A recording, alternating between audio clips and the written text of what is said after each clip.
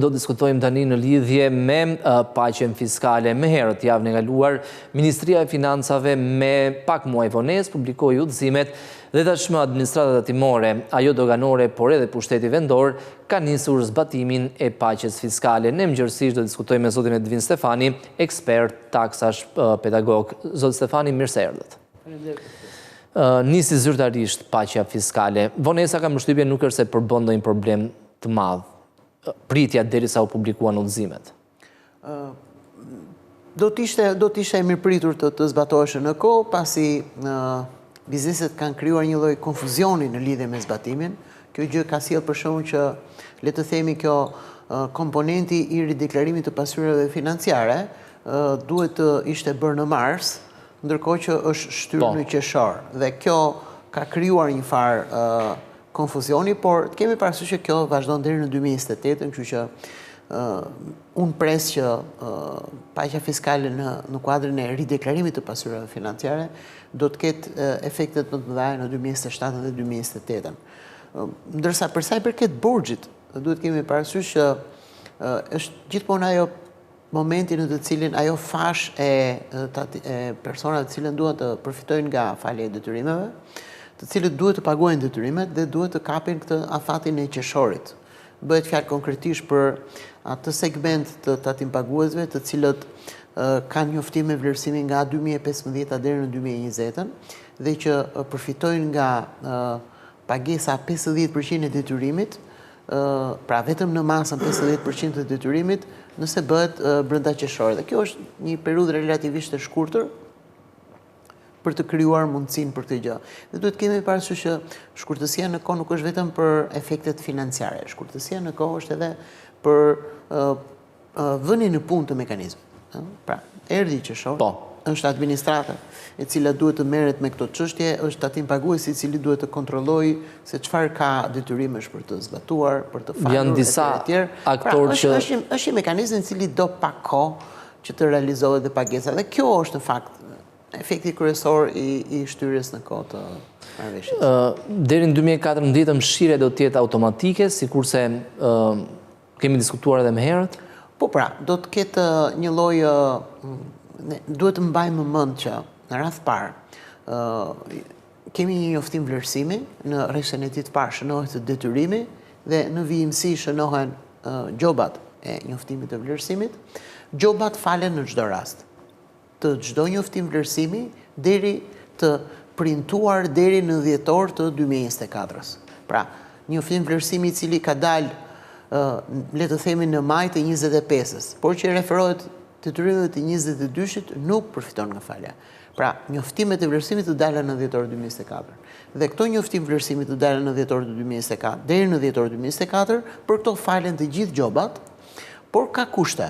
Që ti të përfitosh faljen e detyrimit, faljen e gjobave, duhet të paguash një pjesë të detyrimit. Dhe kjo ka krijuar kushtet, kërkesat që duhen paguar brenda muajit qershor, pra për fashën nga 2015 deri në 2020, duhen paguar, të jepet mundësia që nëse bën një pagesë menjëhershme, paguan 50% të shumës dhe kjo pagesë menjëhershme kupton brenda muajit qershor. Ndërkohë që nëse kalon muajin qershor, duhet paguar 75% të detyrimit. Dhe kjo është një ngushtim në kohë i kësaj mundësie. Ndërkohë, në lidhje me periudhat të dyja, këto që po flasim, janë të pranueshme nga ana e bizneseve, pra është një ofertë e mirë në mënyrë që ata të vjojnë normalisht aktivitetin, të shlyejnë detyrimet dhe të mos shpresojnë pastaj që do të ketë një tjetër amnisti të tillë dhe ai mos po i paguaj. Problemin kryesor e kemi me atë lloj biznesesh, atë lloj borxhlish, le të themi, të cilët e kanë mbyllur aktivitetin, sepse për këtë bëhet fjalë. Pra, një biznes i cili ka një njoftim vlerësimi që nga 2017, le të themi, nuk ka kaluar të gjithë fazat e mundshme të shtrënguese nga sektori i borxhit dhe ka vazhduar, si të thuash, jo aktivitetin, se s'ka shans, por ka vazhduar të punojë diku në një vend tjetër, ka filluar një punë, ka hapur një biznes tjetër dhe i ka shpëtuar këtyre çështjeve. Këta lloj biznesmenësh, një pjesë e tyre, mund ta kenë, jo se e kanë harruar çështjen, por e lënë në neglizhencë. Ai thotë që në kushtet që unë kam kaluar që nga 2017, ç'më duhet të shkoj tani të paguaj 50% të detyrimit. Pra, jo të gjithë kjo shuma që pritet të arkëtohet, jo gjithçka, jo gjithë shuma e borxhit do të falet. Gjithashtu, ka biznesmen të cilët kanë marrë penalitet dhe nuk kanë në dieni të tyre. Mund të përmend rast për shembull persona që e kanë hapur aktivitetin në QKB dhe nuk kanë bërë asnjë deklaratë tatimore sepse kanë menduar se dhe kanë vajtur në QKB, e kanë mbyllur, por për atë periudhë sado të vogël duhet të bësh disa deklarata tatimore, kanë bërë disa deklarata tatimore, nuk e kanë njoftur mirë legjislacionin, i kanë dalë disa detyrime të cilat nuk janë vënë ndjeni për këto lloj detyrimesh. Këta lloj biznesmenësh, të cilët kanë një të kaluar në të cilën kanë marrë një njoftim vlerësimi, por nuk janë ndjeni të tyre, edhe këta nuk kanë këtë kohën e mjaftueshme që të marrin vesh të interesohen, sepse për fat të keq, administrata tatimore nuk e ka cilësuar listën. Është tjetër gjë kur administrata shfaq listën dhe unë shoh niptin tim. Por dhe kjo gjë duhet bërë, sepse sipas ligjit për procedurat tatimore, parashikohet shfaqja e detyrimeve. Administrata tatimore në faqen e saj, njëri kohë e shfaqet të gjithë listën e detajuar të borxhit. Nuk ka arsye pse të mos shfaqet. Kush do e shikonte emrin e tij ose niptin? Po pikërisht, pra, mund të klikosh dhe kjo do të kishte ndihmuar shumë njerëzit. Pra, i bie që të mendojmë sot që dikush të hipotetizoj se mund të ketë dhe të shkoj të pyesi në administratë personalisht, të verifikoj thorë, më kam në detyrim në gjë etj, më verifikoj etj dhe këto gjëra të merren vesh në këtë periudhë të shkurtër kohe për të realizuar pagesa etj. Këto janë vonesat kryesore që burojnë. Është tjetër gjë një biznes i cili ka arritur të mbijetojë këtyre, ka një funksion operativ, është duke zhvilluar aktivitetet etj dhe ka ekonomistë, ky lloj biznesi ka relativisht të thjeshtë ti shkojë atij sektorit borxhit, por këta janë të paktë në dijenin time. Një biznes i cili ka për shembull një njoftim vlerësimi një borxh që nga viti 2023 dhe sot në 2026 vazhdon, punon etj dhe sektori i borxhit nuk ka arritur ato bllokim në llogarive. Borxhi të bllokon llogarit jo vetëm biznesit, po i bllokon dhe administratorit, llogarit personale. Për shembull, në mënyrë që të paguhen detyrimet. Po tani masat janë shumë strënguese dhe janë shumë drastike, nuk janë kaq të thjeshta. Ndërkohë, zoti Stefani, në lidhje me sigurimet shoqërore, duhet të ishin trajtuar ndryshe, sepse në fundit individi duhet përfitoj atë kontribut që supozohet ishte bërë për të. Në qoftë se keni fjalën për faljen e detyrimeve, unë jam dakord me mënyrën se si janë trajtuar sigurimet shoqërore, të cilat nuk falen, sepse në fakt janë përfitime të punonjësit. Janë të përfitime të punonjësit. Pra, unë nuk mund të fal dot biznesmenin për faktin se nuk i ka mbajtur punonjësit përfitime dhe nuk e ka derur në detyrimin tatimor. Pra, dhe kjo është në fakt një qasje e zakonshme edhe që gjendet në ligjin për procedurat tatimore, por edhe në ligjin e fjalë për të cilën po bëjmë. Sigurimet shfaqen veç, nuk falen. Gjobat e penalitetit mund falen. E kisha fjalën edhe në aspektin e përfitimit, duke parë në këndvështrimin e individit. Pra, si duhet trajtohet, kur duhet i paguaj biznesi këto detyrime të prapambetura? Përderisa si ka paguar deri tani, ka forma që ati t'i mblidhen këto detyrime që duhet ishin kontribute për personin fjalë. Po, është e mundur të kemi sigurime shoqërore të prapambetura, të cilat nuk janë paguar dhe këto lloj sigurime shoqërore për një person, për një punonjës aktiv, të cilit tashmë i paguhen këto sigurime shoqërore, është më se e mirë pritur për këtë lloj personi dhe është më se normal që këto lloj detyrimesh t'i paguen atij. Ligji parashikon mundësinë për ta paguar dhe amnistia parashikon faktin që ti mund të paguash detyrimin dhe penalitetet e tjera të këtij njoftim vlerësimi që të ka dalë, penalitetet interesa e tjera të falen. Ndërkohë, ka dyshime, zoti Stefani, ekziston frika më saktë për atë që pason këto dy periudhat. Ofertën e bërë nga qeveria shqiptare për të pranuar fitim në vitin pasardhës 18% krahasuar me vitin aktual dhe njëkohësisht çdo e ardhur mbi atë 18% taksohet nivelin e 5%. Ekziston realisht frika edhe në këndvështrimin tuaj që mund përdoret për qëllime për pastrim parash? Atëre, ne duhet kuptojmë që çdo paqja fiskale në kuadrin e rideklarimit të pasyrave bëhet fjalë gjithmonë për paratë të cilat janë bërë evazion. Pra, kjo është e sigurt, nuk është diçka. Por duhet të ndajmë rastin e një biznesmeni i cili ka bërë një evazion caktuar nga një person i cili shef oportunitetin e paqes fiskale dhe merret me hapjen e një biznesi të caktuar për të legalizuar këtë lloj biznesi.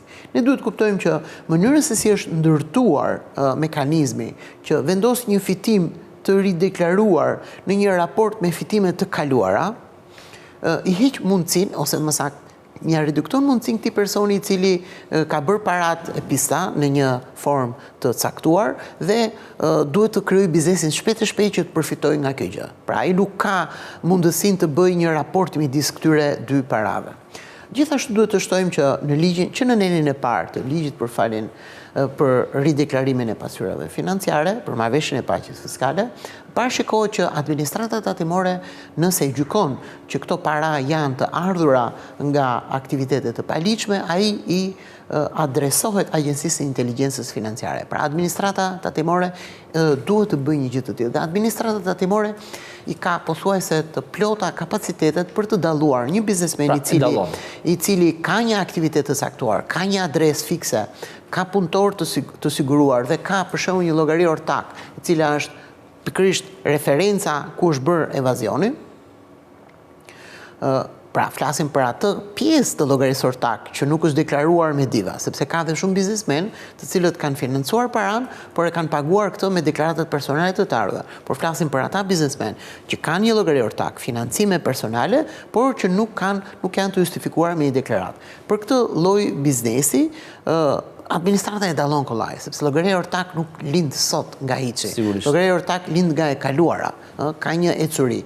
Pra, është tentuar, ka një frym për të ligjit që ta luftoj këtë çështje. I thuhet administratës tatimore, po pe raste të tilla denoncoje. I thuhet mekanizmi ndërtohet në këtë mënyrë që ti deklaron një fitim në raport me vitet e kaluara dhe kjo redukton shumë mundësinë e personit i cili thotë, erdhi kjo paqja, po e bëj këtë vitun. Ekziston përsëri mundësia që ai të hapi vitin 2026 dhe të përfitojnë në vitin 2027 dhe 2028. Megjithatë, që të bësh një gjë të tillë duhet të marrësh një aktivitet biznesi, duhet të marrësh një ambient meqenërar, duhet të punësosh njerëz, duhet të krijosh një aktivitet të caktuar, të blesh dhe të shesësh mall, pra nuk është kaq e thjeshtë sepse keni parasysh që administrata tatimore tashmë është specializuar për skemat fiktive të faturimit të TVSH-s. Sigurisht. Dhe nuk ka vend. A do ndodhi një gjë e tillë? A është e mundur? Po është e mundur, sepse mund të ndodhi që një biznesmen ndërkohë që është marrë me biznesin e tij të ketë bërë dhe ndonjë gjë të tillë, që edhe këto janë pjesë e mundur, dhe ky mund ta përfitojë një gjë të tillë. Megjithatë, çfarë shoh unë?